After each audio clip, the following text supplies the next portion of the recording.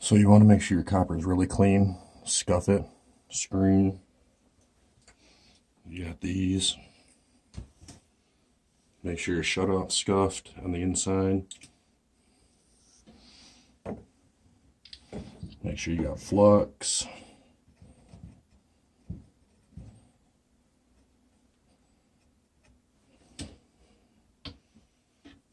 Make sure your shutoff's open.